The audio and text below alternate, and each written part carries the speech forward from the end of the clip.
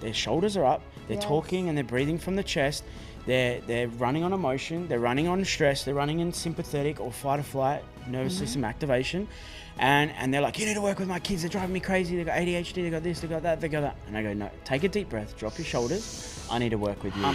I felt anger come up. I felt anger, I felt frustration, and my brain went to my body and said, grab him by the arm really hard and get in his face and yell at him. Like, that's what my brain was saying. The next step is to do that.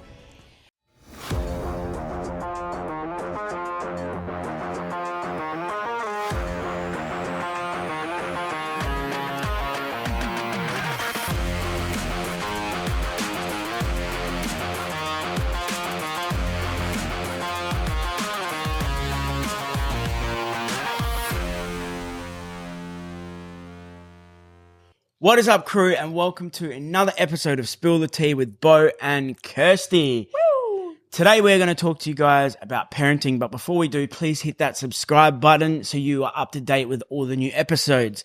Today we're going to talk about parenting and how we parent as entrepreneurs and business owners and coaches. And traveling. While we travel the world. And we're also going to talk on some stories of personally how we've parented and what works for us. And also what we do with our clients and how we get them to optimal level of parenting while running businesses and keeping busy, because we all know how hard it is being a parent and just having a normal job, never mind running a really successful and busy business. So I know that's cha-ching, hit a lot of people. So first thing I'm going to drop into is I want to talk about a story about when I got approached by a random person in the shops who actually complimented me on my parenting with Harvey. So I was in Big W in Australia, in Perth, and Harvey wanted 2 toys. And we've all been through this, okay? Now, the thing is, all the adults can relate to this as well. Oh, yeah, I man. want 2 tops, but I can only afford 1 top. Yeah. Put one of them back. I want the burger and I want the wrap. Yeah. Yeah. So, and as parents, we are the leaders and it's up to us to co-regulate. I actually had an argument with a friend about that co-regulation doesn't exist.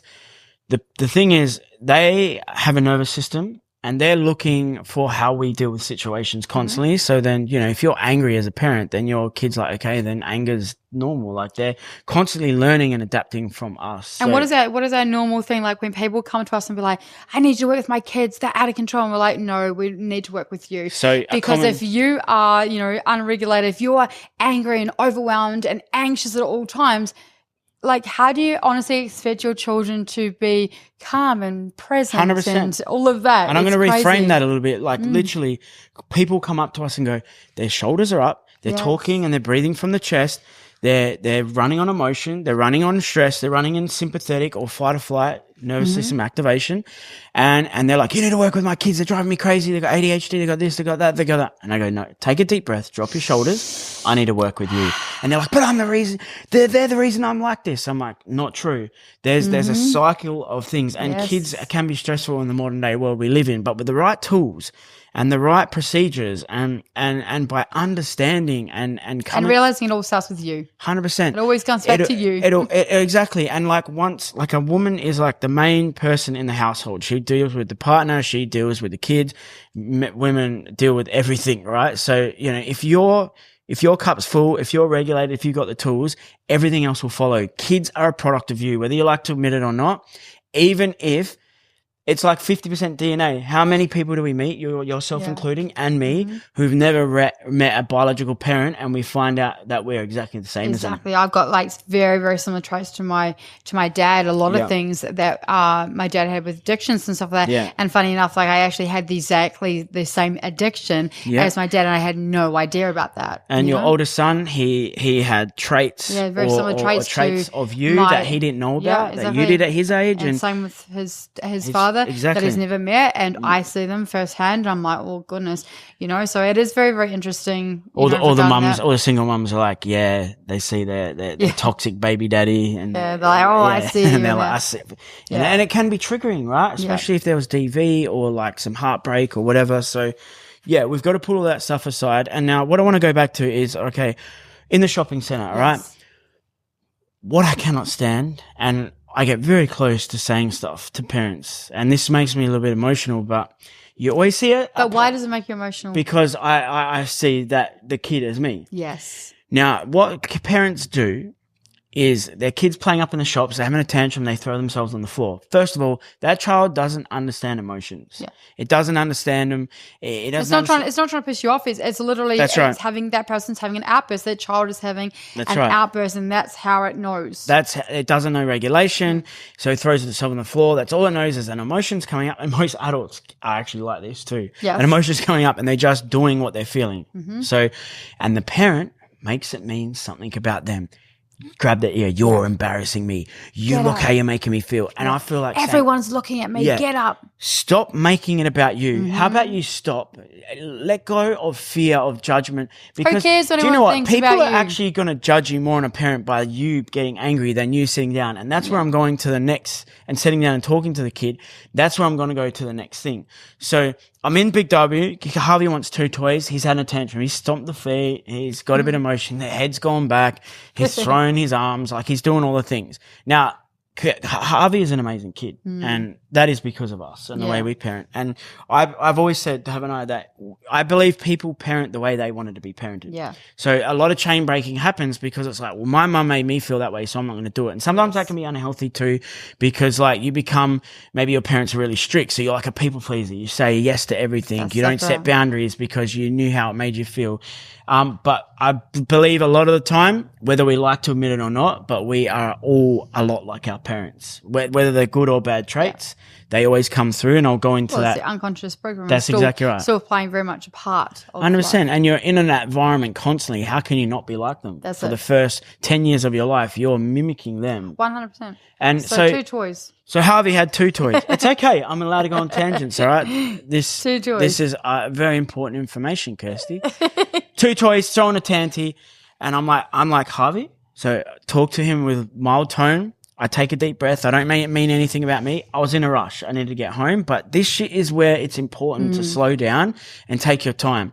And I said, Harvey, I'll let you have 1. Okay, you can have 1 toy in life. We have to make decisions sometimes. And this is what I'm teaching you. So with this, I'm like giving him an ultimatum. I'm not saying no. I'm not making the decision for him. All right, I'm just going to have the right. I'm letting him have the responsibility of the decision making. It's like when we do punishment with Noah, we're like, you can have this or you can have that, or what should your punishment be? Yeah. And I remember one time he's like, oh, I'll take my iPad at 8. And then he was like, oh no, 7. Nah, we made the deal, mate. You said 8 o'clock. Remember that? Yeah. That was funny. So and you let them choose what should happen, and it gives them a bit of like coming to the party. It's not like you're making. They're taking accountability for their own.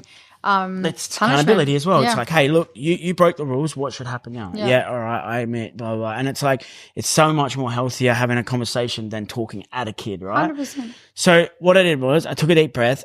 I got down on Harvey's level. I put my hand on him. I said, hey, Harvey, look, we can only choose 1 toy. I said, that's the decision. You can have 1 toy or no toys. So you make a decision. And then he was like, no toys, threw them back.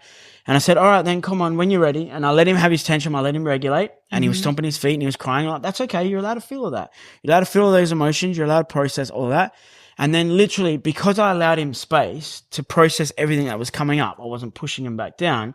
I gave him the confidence to go, all right, this is okay to feel, whatever. I did his thing. And then he's like, hey, Dad, I'm going to choose this one. And then we walked off. And then a lady come up to me and she goes, I watched that whole thing go down. And the way that you handled him and like got him to just walk off with you nicely, like I was just really like inspired by it. And I said, thank you. And I said, like, you know, this kid, he's 3 years old. He doesn't understand emotions. He doesn't understand what's happening.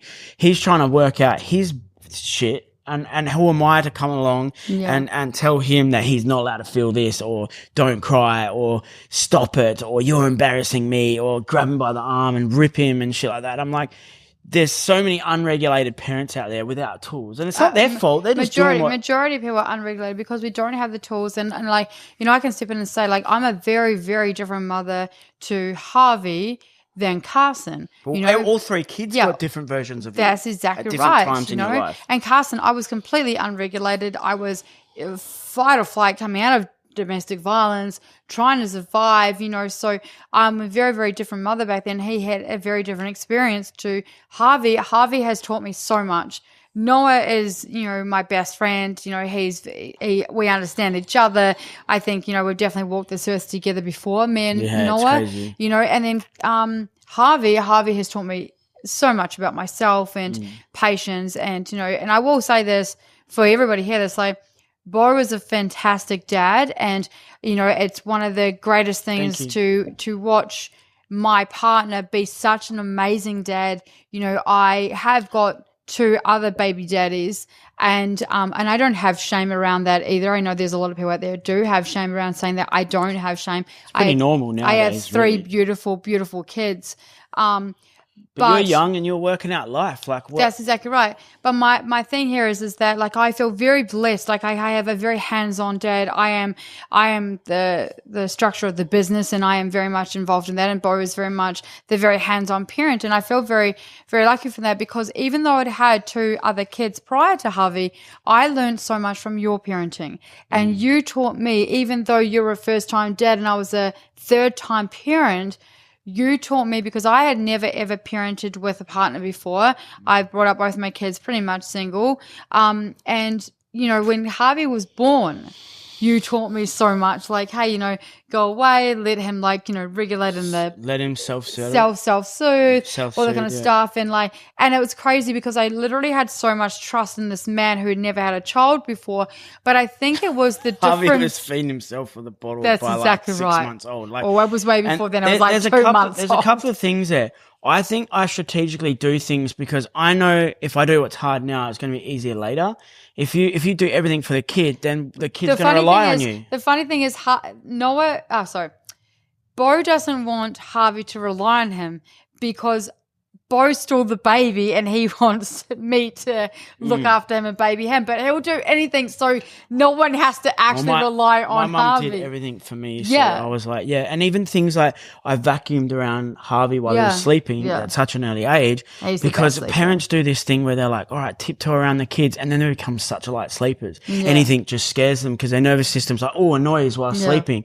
So it's threatening, right? Well, what's that? So I remember when Harvey would sleep, I would go into the room and vacuum under the crib and stuff. Like I was and now how good's Harvey as a sleeper? Like he slept 12 hours a night every night from day dot till now. Yeah. But look, going back, second story that I wanted to share as a parent. The other day we were in Australia in Perth.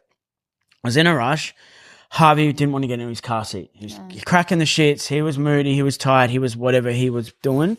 And he was in the back of the seat. And I know some parents have been through this before. He jumped out of his seat, launched into the back, wouldn't get in the car. I'm like running around the other side of the car. He's running to the other side. And I felt anger come up. I felt anger. I felt frustration. And my brain went to my body and said, grab him by the arm really hard and get in his face and yell at him. Like that's what my brain was saying. Natural, the next step is to do that. And it's all this like, don't disrespect me. Get in there. Respect. Car, blah, blah, blah. Time is other people looking. I've got other stuff going on. Like I need you in this now. I need to go. And there was a lady wanting to get into her car. Yeah. So I was making it mean something about me. Like now I'm putting stress on her, which I'm like, now I'm pissed off at Harvey because of that. And I went, do you know what? All this doesn't matter. I stopped. I took a deep breath. I said, hey, Harvey, I said, you need to get into your car seat because, the policeman's going to say whatever. And then I got down on his level and I was like, oi, do you know what? And then I pat and interrupted him. Yeah. I went, oi, do you know what color a Smurf is? And then he's like, huh? Like, and his tears stopped, and I'm like, oh my God, I just remembered that I love Smurfs. Do you love Smurfs? And he's like, Smurfs? And then I was like, yeah. And they got the cool hat. You know what I'm talking about? You've seen Smurfs before, eh? He's like, yeah. And I was like, and then I pat and interrupted again. This is hypnotherapy. Yeah. And then I was like, wait, remember when we first did the hypnotherapy course? And then we're like, okay, we're going to go home and go, okay, go to sleep. Yeah. That's it. All the way down. Your eyelids are getting heavier. Yeah. There you go. Put your dish in the sink. Now wash the dish. There you go. All the way down. So I'm talking to Harvey. I'm patting, interrupting. And I'm like, oi, where's your shoes? And he looked down and he goes, shoes? And I said, what color are they? And he went, blue. I went, that's pretty cool, isn't it? I said, I like blue shoes. I wish I had blue shoes. And then I took another deep breath and then just co-regulating with him. I'm calm, so then he's becoming calm, right? And then I said, quickly jump in your chair and then let's talk about Smurfs, and then let's put on a song. What song do you want to put in? And then he got in, and he didn't even realize. I'm like, I was doing his seat belt up, and he was like it was like manipulation, right? Like, you know, I'm distracting him like a magic trick, like sleight of hand. Yeah. And then I was like, thanks, Harvey. Then I praised him for doing what I needed him to do. I'm like, thank you so much for helping Daddy. Like, you're such a good boy, aren't you? You are. And then I gave him knuckles, and I walked away from that moment, and I was like, how differently that could have gone down and ruined my afternoon and all that sort of thing. And it's really quite interesting that when you have the tools like hypnotherapy, NLP, all that sort of shit, like understanding human behavior, understanding emotions, how much it makes life easier.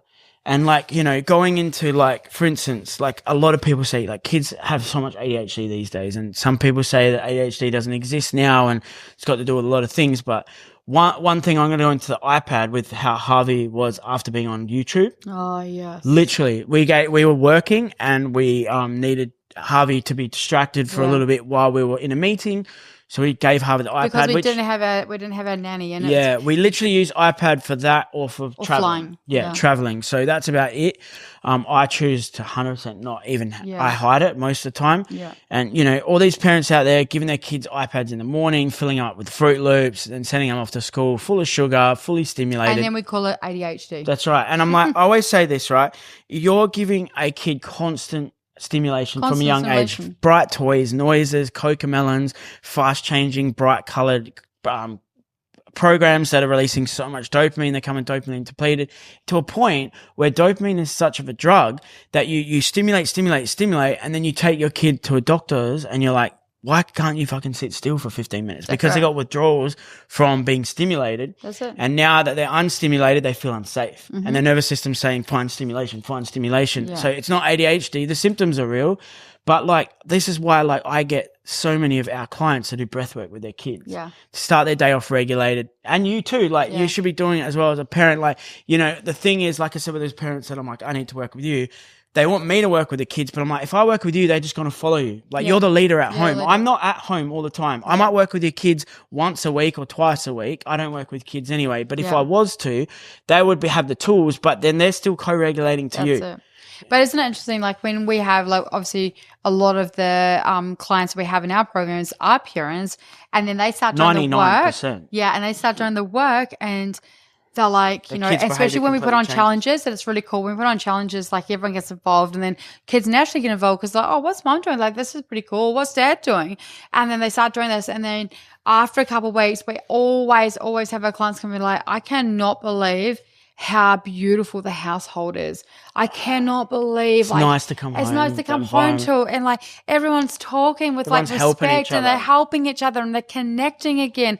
And it all came down because the mum or the dad did the self-love. And that's right. Why we always say we reverse engineer everything. We always talk about like, what are you actually wanting? And then we work back. And so mums and dads, especially mums, we have Mum Guild and we're working. Most of us are working. Most of them are in business now.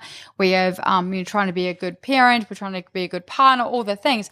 Now, I always say to people, mums 100% and dads need to put themselves first. They need to do things for themselves. This is permission for anyone listening to this, you need to be selfish. You need to be so selfish and self-indulge yourself with the good things. Breathwork, exercise, connection, bath, a walk, you know, it's time for yourself. You know, we have in our program, we make people do like every week, we've got non-negotiables. And so if they say on a Sunday at 4 p.m. that they're having a bath and reading a book for the next 2 hours, no one is allowed to interrupt them in that time. It's non-negotiables. I don't care if your best friend is just going through a breakup and she needs you. If you said at 4 o'clock that time was for you, you absolutely do that because it's so important. And you see the trickle chain reaction, you know, the domino effect. And when you start to actually realize that when we do our own inner work, guys, like when we really do the stuff, everything else is just beautiful. But how can you, like as a parent and a business owner, if you're not filling your cup up, that is the cup that you are giving to your business and your kids. Your inner self is a reflection to how you show up as a person is going to be how your business shows up, how you show up as a parent and a partner. And if you're like stressed out and you don't have the time, you're not regulated, and you're not breathing, you're not exercising, you're not feeling good. Nothing feels nice. Nothing feels nice.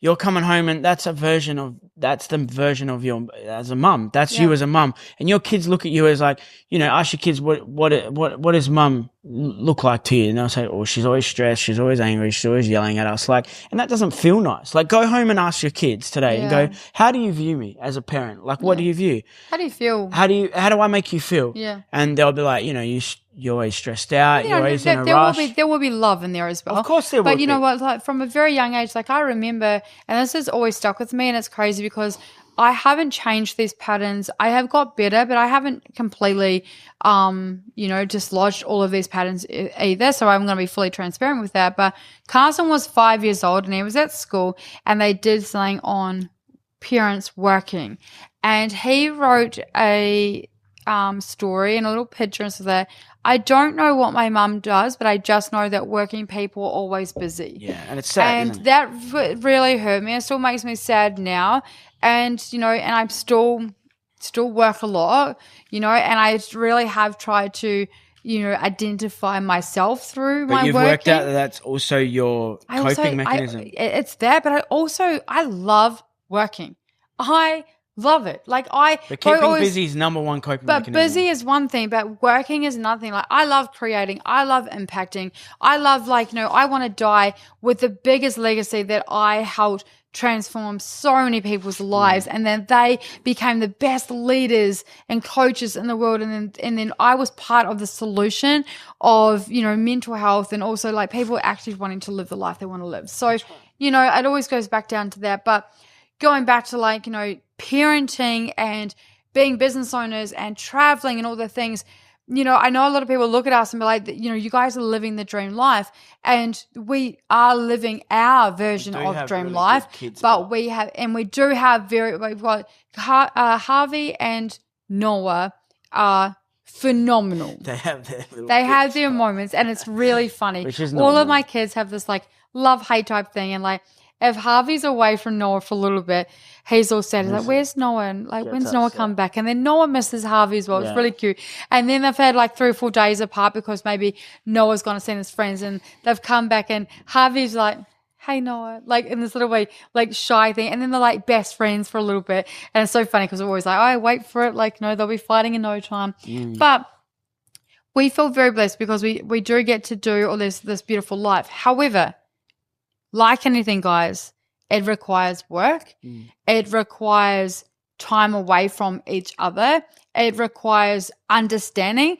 I did a video one day. I think we were in Los Angeles, and remember we found Harvey was having a moment to himself in the bathroom, and he was sitting on the vanity with his iPad, just having some time out from the family because he wanted everyone out because he also had been 3 years old. He needed his own space. When we were traveling, we decided to get one hotel room where I could have everyone there because I could see everybody. We will travel differently now, but it was just he was co-regulating and having his own time. So traveling with the family and running a business requires systems. It requires understanding.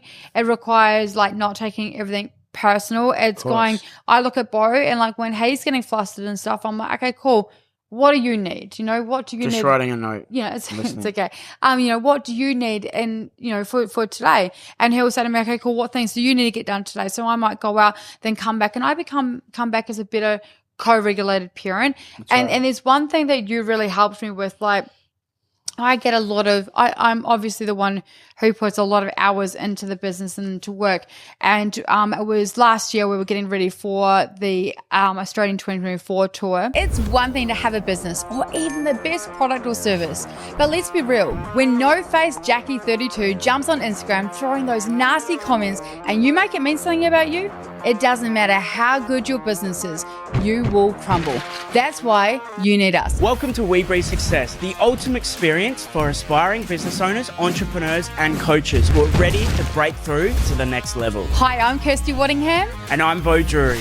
We're not just any mindset business mentorship. We are the world's best when it comes to mindset, breakthrough, and transformation. Our approach combines breakthrough breathwork, powerful mindset techniques, manifestation, and strategic business coaching, setting you up for each week for success and action. If you're truly serious about unlocking explosive growth, you're in the right place.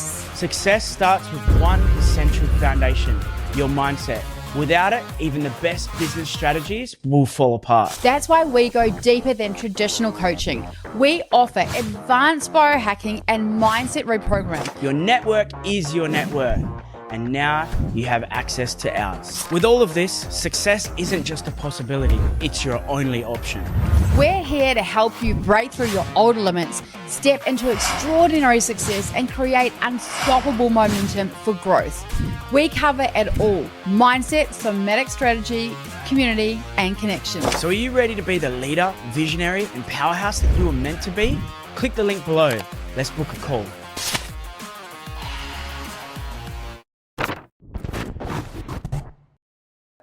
And limitless.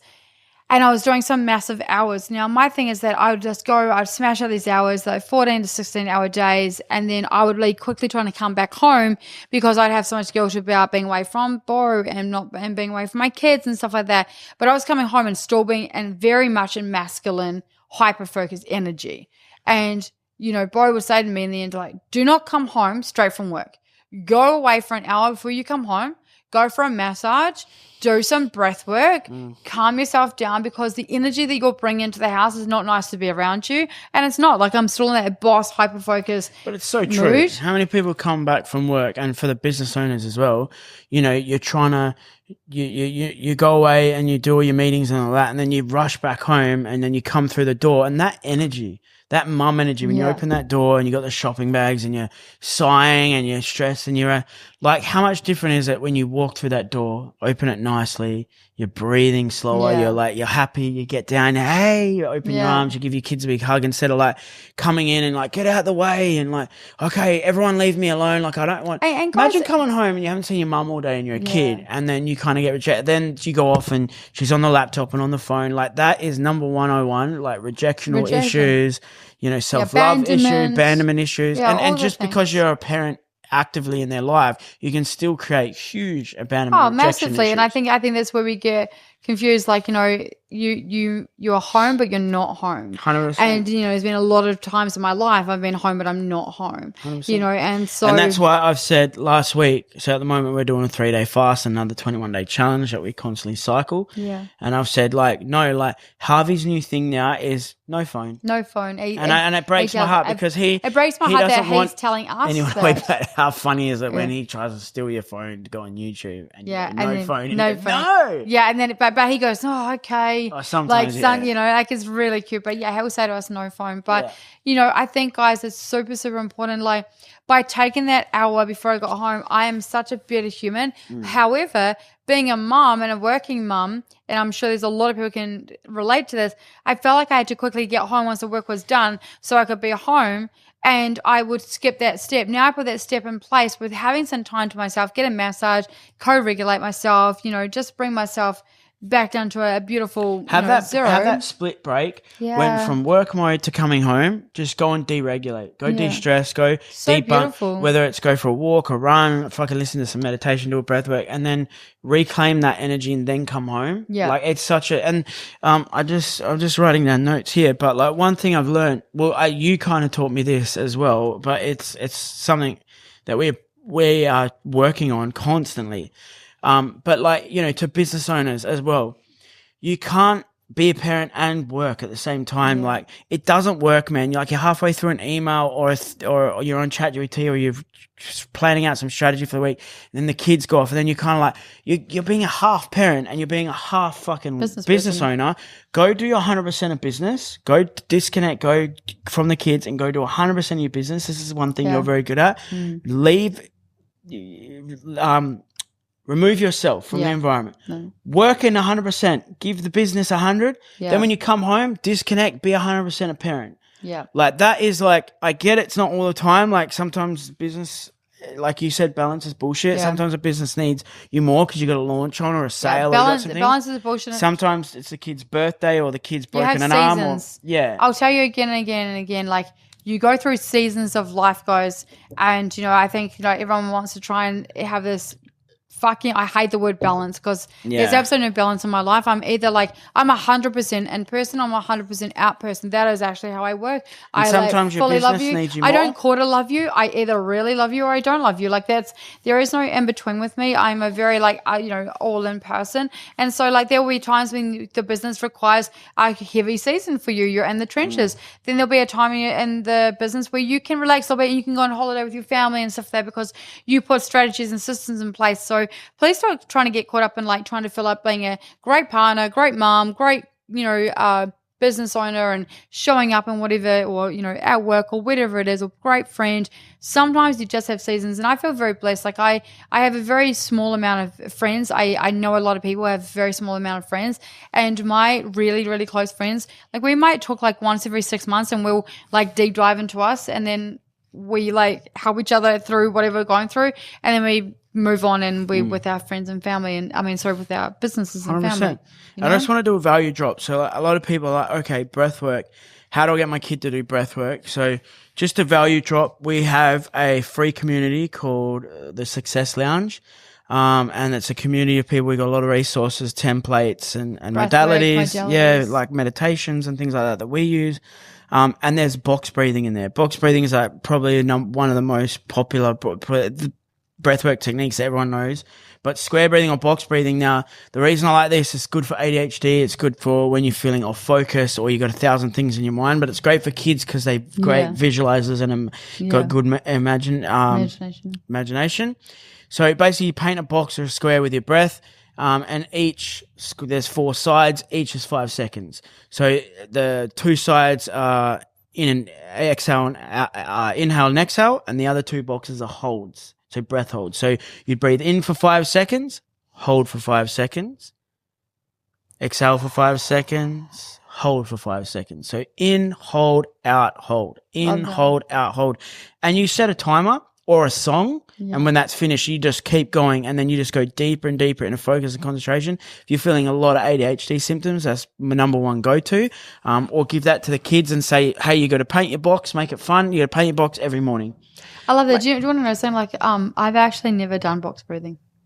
In fact, I didn't even really know about it until a while ago. I think when we were doing our breathwork practices. It's the best thing. Yeah. And you're just counting on one. That's all you're doing. Every single thing in your brain is focusing on one thing. And that's what meditation's good. Stare at the dot or the brick when you're doing the ice bath. Yeah. Stare at a leaf or whatever. It's about taking all your focus and concentration, bringing it to one place. Because we're trying to juggle 1,000 things as parents and business owners. So that's it. There's a guided video if you guys want to use it. But 100%, I recommend that for the kids. After school too. School's very stimulating. They come home, they've been stimulated all day. Before they come into the house, sit them down and do 5 minutes of breath work, box breathing before they come back into the house. So they're regulated when they come in the door. And then just before they go to bed and do That's it, right. make it a thing. And if a whole family does simple shit can you like also that. Imagine how much beautiful connection you would have if you guys as a family do this. 100%. The connection. But no one wants to. They're lazy. But the connection you'll have as a family with your kids and your partner, we've done a lot of relationship building things, we've done a lot of obviously breathwork and healing and stuff together and a lot of modalities, everything, even hypnotherapy and NLP, we've done everything together. So, and how amazing was it when we were going through our own practices, we'd come out and we're like, oh my God, I just learned this, and we were able to, support each other through it. So it's a really beautiful. We integrate together. And, when you bring this type of stuff into the family, you integrate together, and it's a beautiful, beautiful process. And that's when we're going to bring connection back into to each other. If you do all the tools, the tools are there, but some people don't have the tools. They don't know breath work. They don't know things like that. Simply when your kids really emotional, get them to write down all their emotions. Get them to journal and diary what they're feeling. That can help. So similar things. You know what? I like I said, Harvey's taught me so much. I was 20 when I had Carson, and I was 37 when I had Harvey, I think I was. And so I've obviously grown up a lot, and I was able to I was also a very present mum. I had both businesses now, and I could, bring up Harvey without having to go offshore. I did 10 years offshore oil and gas, if you didn't know. And watching him was very interesting. And as I said that, I was like, holy shit, like kids have boundaries, but adults destroy those boundaries. And, Harvey most definitely tells us when he doesn't want to do something. And it's us breaking down those boundaries. It's like, hugging that uncle that you didn't want to, but then like your mum's like, come on, like hug your uncle, blah, blah, blah. And the kid is saying no, but we're forcing them. And then, then there's situations in the household and things like that. But it's very, very unless it's dangerous, like unless they're like close to an edge walking on a limestone wall. For sure, then you have to implement something. But they have boundaries too. Boundaries. Like, they don't want to hug an old 90-year-old nana they see fucking 2 times a year and they're a stranger. It's weird. And but then they make it mean something. If we did this as adults, always sit there and like, the reason why, adults find it so hard to have boundaries is because they did once have boundaries and they were squashed. And so now a lot of our clients, we're trying to reprogram Harvey's also a lover. them. He hugs everybody. We're trying to reprogram them to have boundaries, and it's a little bit more harder trying to get the adult to enforce the boundaries because it was once so uncomfortable, like when they had their boundaries squashed. So now we're trying to reprogram and reframe and break through those unconscious programming in adults. It's also harder, as it's harder to do all this shit with a teenager than it is a 4 or 5-year-old. Yeah, you can get a 4 or 5-year-old to sit down and do breathwork easy any day of the week. They'll do it. Hey, you want to do this cool breathing thing? Make it fun, whatever. You can have like a timer, set music up, their favorite songs, like, implement it into them younger. Like when it's too late, it's so much harder. Well, like now 12, you got to wait 13. for them to like, go through their hard shit to want to come back down. Well, humans need to hit breaking point and want to try anything new. Yeah. But one thing I want to talk about next is like how different each child needs parenting, right? So you've got 3 boys, and now you can say straight up, how different do you need to parent each of those kids? Yeah. Like you don't have the same gold chart for each one. You don't talk to them the same. Some need more love, some need more discipline. Yeah. So let us know how does that work? So like with Carson, he's very emotionally driven. He's emotionally unregulated. And that comes back down to, the way that I parented him, and I was unregulated. But it's actually quite funny because I did a lot of techniques with Carson. Like I brought, when Carson was around 6, I started the smile thing, and I just started it on my own. And so he'd have a tantrum and he'd have to sit there and hold a smile for 30 seconds. And, we all talk about this as a family because we all remember all this type of stuff, like same with Noah. And he used to always say to me, like, it's funny because you can't stay angry. So I was always doing pattern interrupts back then. But yeah, Carson, he is, very emotionally driven. He's irrational. He sits in his emotions and he'll outburst, but then he'll always come back because he's so beautiful and caring and loving, and so he'll always come back. Whereas Noah, and Carson, he gets life, but he also finds, like everyday tasks extremely difficult and challenging. And I think that's because like I over delivered being a mum, because I was coming out of DV and stuff like that. So I not over loved him, but didn't let him do anything. I protect him in that way, which has not been the great thing. Noah, you could leave for a week and he's done his own washing, cooks dinners, he's like, he knows how to to do his own stuff. Like his survival is down packed. He's also in school. Like he's 14. We also he's studying psychology and business. Yeah. He's got a very, very strong, amazing emotional intelligence.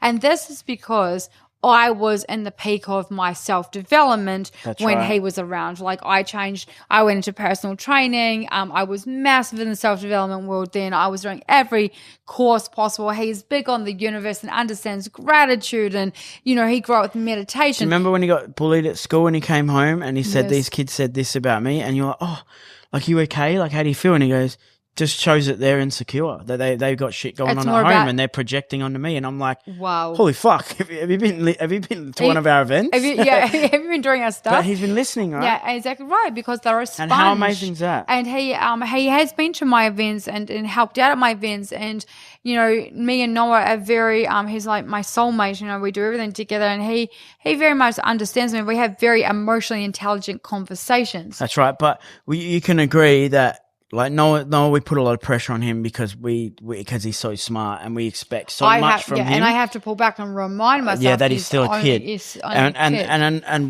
does have a lot of responsibility where, like, your older son, he couldn't even have any of that responsibility. No. We couldn't trust him with anything that we get Noah to do. Yeah. But also Carson needs more love. Yes. He needs more understanding and love and talking to, and actually Noah works better under discipline. Yeah. Boundary setting, discipline. Yeah. Hey, this is the things, whatever. Where, like, Carson, if you put discipline on him, he just pushes back. Yeah. So he needs more love and understanding, and coming from that sort of direction.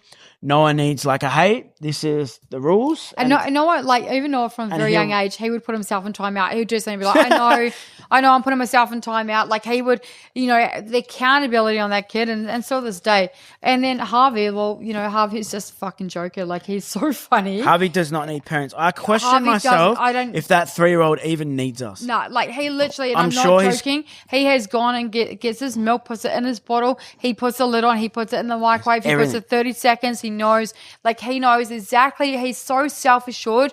The decision making on that child, like, he's so certain. He's so certain. He's so assertive. He is a very good combination of me and Bo.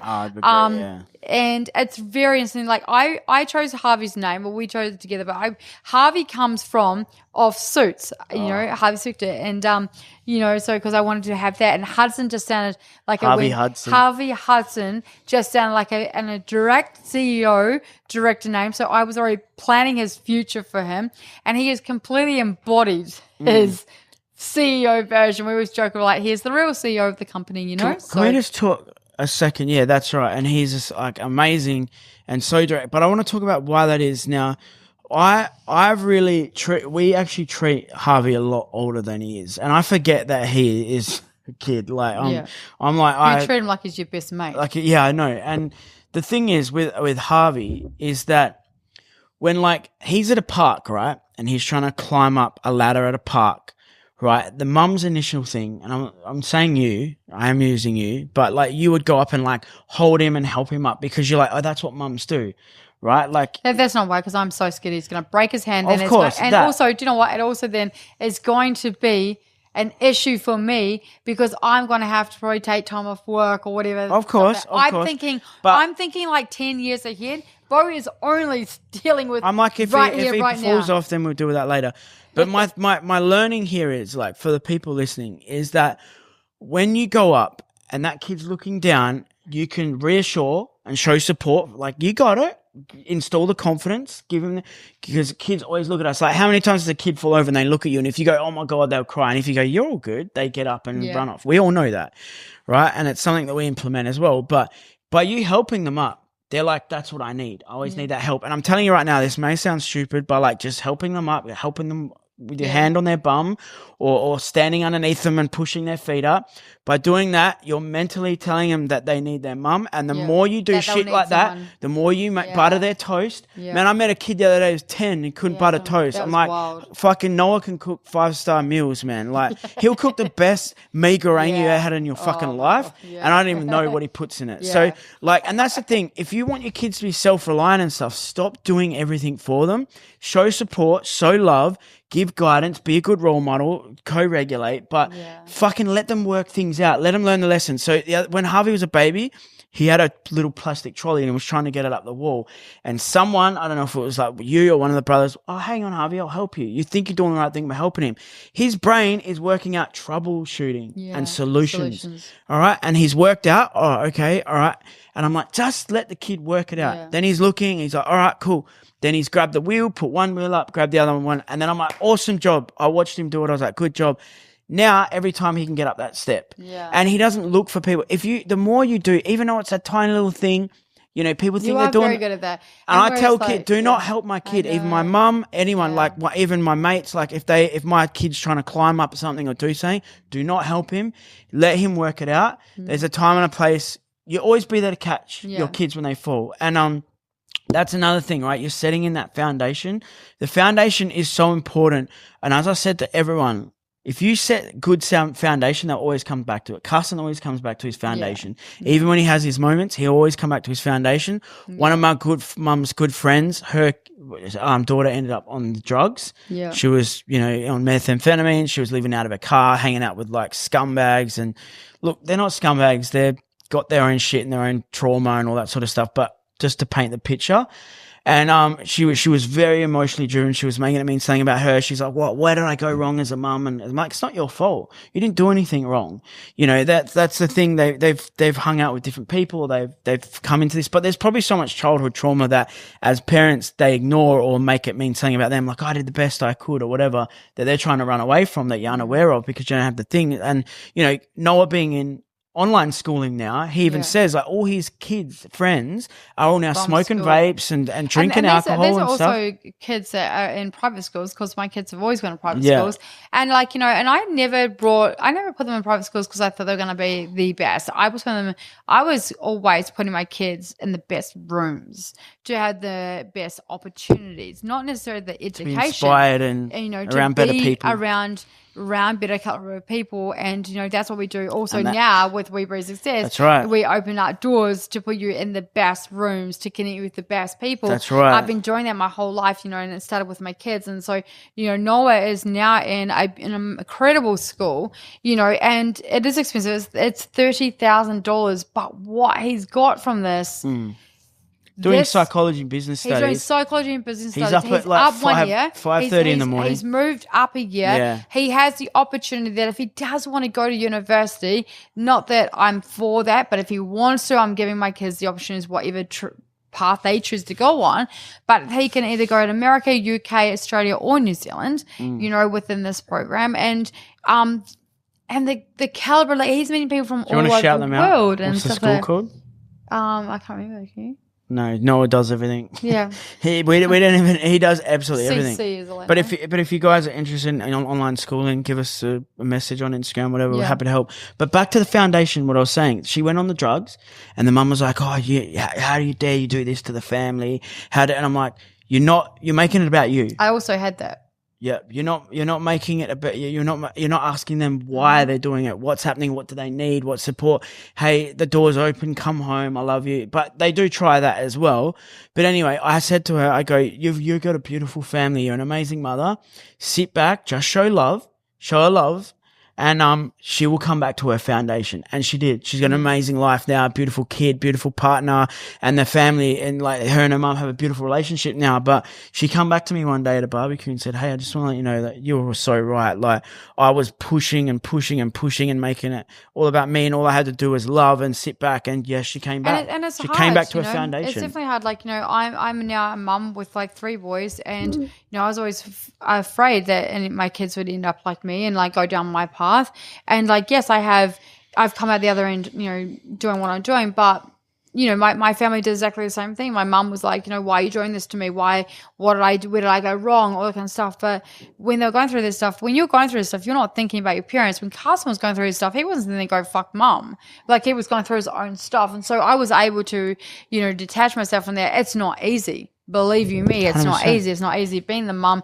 It's also not being easy being the addict. Well, so it's, you you did all the jobs by yourself. You were the mum, the dad, the lover, the discipline. Like sometimes you know you got the nicer parent, which is me, and then you got the meaner one, and sometimes you need good cop, bad cop. You know, that's exactly right. But one thing I want to talk about is bullying. So bullying's massive. We know kids take their own lives a lot at super young ages. It's really, really sad. And so sad. You know, shout out to anyone who has had to deal with that. I couldn't imagine the pain of just losing a kid. Never mind the kid actually taking their own life. And it's over bullying. Like, and let's talk about this for a moment. So one thing I want to talk about is I've got a lot of friends with bikies and gang members and in clubs, and one thing you see installed out there is like, if you get hit or bullied, you hit those kids, or I'm going to go down and bash the dad, or violence on violence. Yeah, and I'm like, okay, this bring is more aggression. Who can bring more aggression? That's right. This just screams insecurity. So for me, if a kid bullies you, if your kid says you're four eyes, you're fat, you're whatever, and then you now bring anger to hit that child or hurt their child, you're trying to hurt them more than they hurt you. So you've got the upper win, right? They always say the bigger man walks away and things like that. But for me, I'm like, instead of teaching your kids how to fight and be violent, why don't you teach them about self-love and self-awareness and instill confidence. Right? Because why don't you instill them so confident that when they say, they're like, "Oi, what? No, I'm not. That's weird." I actually love myself, but whatever's going on at home with you, I'm sorry about. And look, I know that it's easier to say said than done, but I'm telling you, if you instill confidence in your kids at home by doing exercise. Well, Noah was a perfect example. Like when those kids were saying those things, he came back and said, "No, that's more about them than me." And like that's it doesn't because affect me. we've done the work and we do the work, and Noah sees us do the work and he sees the way we talk. If you're at home and your dad's like comes home and tells his wife or his boys or whatever, and he's like, someone pulled out in front of me today, and I was like, fuck that, I pulled up, I told him I was going to smash him, he was weak, he shit himself, I turned him to water, whatever, like that shows that like that's his strength. That screams insecurity. It's like why you want to hurt the world? Because they hurt with your hurt. You're scared, right? It's a projection. It's a mirror. Maybe that person accidentally cut you off. Maybe the person wasn't looking. I've also what if they were on the way to the hospital because their mother just died? Exactly. You don't know what they're going through. Yeah. So it's a misunderstanding too. And it's like it's similar to this dude did a video on Instagram or TikTok, and he was walking along a path.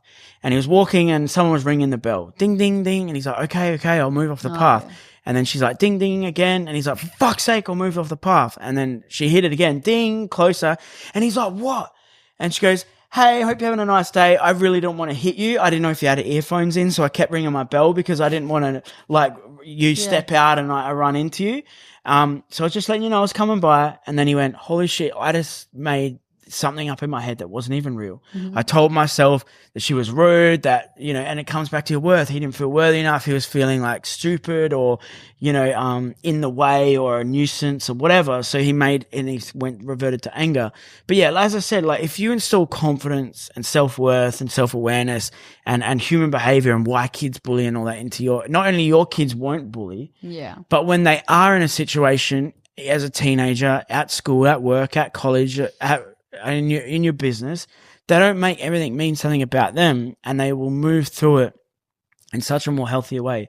And I'm like, teach your kids to fight and punch back and whatever, but then you're actually telling them that what they're saying is true. It's true, yeah. Do they call you fat? Yeah, we're going to bash them. But wouldn't you be like, hang on, you're not fat. Let's anchor in that you're fat, blah, blah. Yeah, let's anchor in that, hey, that kid can't talk to you like that. Now we need to hurt them. Yeah. But hurting them means that it's true. Like I said, like with the other thing, like if someone come up to him in the street and said, hey, your pink hair looks shit. And you're like, pink? I don't actually have any hair. What are you talking about? What is this guy on about? So I think it's really important that you do so much building up of your kids at such a young age, like no matter what. Then you're going to have confident adults. This is not going to change. You're going to get in the workplace and you're going to have some dicks. Dickheads. There's going to be dicks. There's going to be what you don't like. There's going to be going to say something. There's unregulated, emotional. All the things, But if you're building that kid up to be like the best and the most confident, regulated kid in the track, like nothing would happen. Like, I remember when I worked offshore, I'd worked on, we had done so much work on myself anyway, but people always just said to me, like, you're always so happy. And I'm like, it was a choice. I chose to be happy. Like, I didn't want to go to work for 14 days, out of my month and be like miserable. Blah, blah. I'd go there and I'd make sure that I came back better. I put things in place. I was exercise, fitness, nutrition, reading books, business, like all the things, So, yeah. It's deflating the ego too, isn't it? It's not making it mean something about you. Yeah, if everyone's having a bad day, do you know what? Like, don't make people love to be center of attention. Your ego is making it mean something about you. They're not even thinking about you. It didn't even cross their mind. Yeah, and it's sort of like when you come across like a Karen. Yeah. And it's like, and you make I it. feel sorry for there was this I feel lady really today. sorry for the nice Karens out there because Yeah. your Karen's got it But right. like, if someone's having a Karen moment, like who stops to go, hey, Are you okay? are you okay? What's going on? What's going on? Mm. It's exactly what I was Yeah. going to say. And then they need those breaks. And then you really look and it's like, and instead of firing back in like fucking bitch or I'm going to make her life hard, like if we just slowed down and went like, oh, this lady is obviously like, you don't know her life. You don't know her story. You don't know what she's been through that day or the last week. And most of the time you can kill situations with kindness and caring and totally avoid and a massive thing. So many things I've avoided lately because I'm just like, hey, are you okay? Or you put it back on them and it's like, you know, how's your day been? And they're like, what do you mean? I'm like, well, how's your day been? And she's like, it's actually been terrible thing. I've had the worst day. Well, what's happened? Like, tell me about it. And then they're not used to people they're used to people firing back. It's kind of what they want. And then you say like, okay, now tell me a couple of good things that have happened today. First of all, Pattern interrupt. You woke up, you know, you're alive. Yeah, so. And they can fight it or go along with it. But it's a bit weird with strangers, but I feel like it's almost easier like. I love talking to strangers. Yes. Yes, I do. It's 10-second coaching in the back of Ubers. Like I do it all the time. Oh, yeah. Oh, man, the amount of lives we've changed. In America, mate, the lives have been changed. I think Arizona every alone. Uber driver we meet or like Patch and my mate in Canada, you know, like that I met at the bar. Yeah. Like so many people say to us, I get this all the time and I'm like, I'm not being biased and I'm not being big headed, but like literally they say, I feel like I had to meet you today. Yeah, I get it I all feel the like time. you've just lit the fire up my ass and fucked off all my excuses. And as coaches, like we don't listen to excuses. We listen, we help. I don't care about excuses. No. And I'm like, I don't want to hear about your sad story and stuff like that. But don't sit there on a victim. No, I want to help you and I see the potential in you. And the reason why I'm such a good coach is because I see the potential in everyone. Someone comes to me with all these problems. I'm like, so you could still do that. And you what? can do that. And they're like, how? My new thing is this, like they were saying, and what? And what? Like fucking who cares? Good or bad? And what?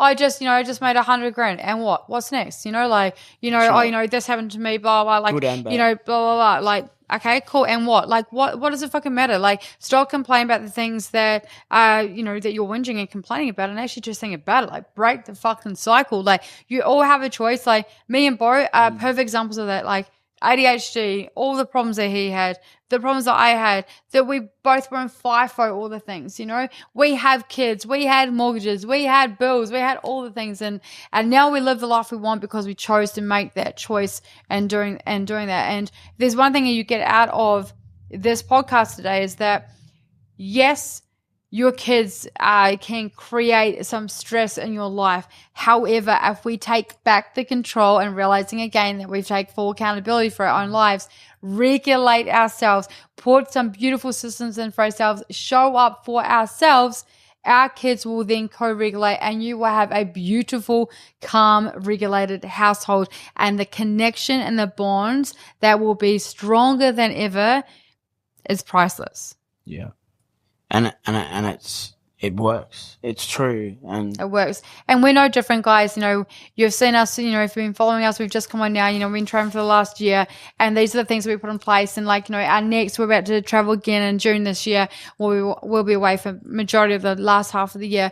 But we put other things in place. So like, you know, our last travel, we had always hotels. Towards the end, we started getting like 2-bedroom apartments. And now we're like, okay, cool, we're going to get 2-bedroom apartments where we can have a little bit more time for ourselves and a little bit more space. And now we want to buy a few properties so we really have more of a home. So we have a home, more stability. But yeah. So I hope you got some really good value out of today's. Yeah, I really hope you guys got a lot out of today. And just remember, like, no, there's no such thing as perfect parenting at all. And we're all never figuring it out. You'll never get it right. All kids will be different. And there's one thing I just want to finish off with. Like, I just want to say, like, I'm so blessed for you. Thank you. And being such an incredible dad and showing up for Harvey. Like, you are Harvey's hero. He definitely loves daddy more than mummy. And, you know, and I'm so okay with that. And I just want to say, for all the men out there, it's so beautiful being a mum that didn't get it right with the other two men, to have a dad that is so actively involved.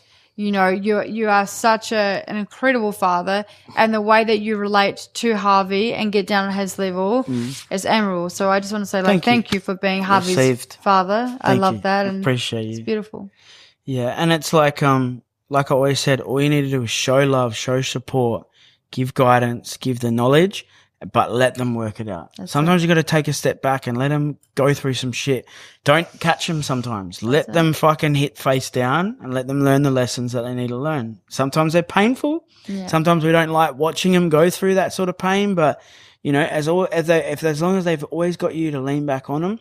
One thing is as well, I wouldn't judge as much as I would of the unhealed version of me. Yeah. I'd be very judgmental. I'd make them mean saying about me, like how many clients of ours are like gay or whatever, and you've got like very strong parents, and sometimes they've come out of the closet and the dad hasn't like spoken to them in like 2 months, and look what you've done to the family, look what you made the family. Like they always make it mean about them. Mm-hmm. It's never about what they're going through. And I think that's really important, that we just need to come from a place of understanding always. Yep. The kids are just kids and they're trying to work out life. Most adults is just still trying to work out 99% of adults are like, still I'm still working shit out, you know? We're still kids just trapped in an adult's body. Yep. But yeah, awesome. That child always comes through. But yeah, like you said, yeah, good chats. Yeah, good chats. Really cool podcast. Awesome. Yeah. Look, guys, we got a free community. If you want to be involved, the Success Lounge, the link will be in the show notes. If you want to book a free one-to-one call with me or Kirsty to come and join We Breathe Success, you're more than welcome to.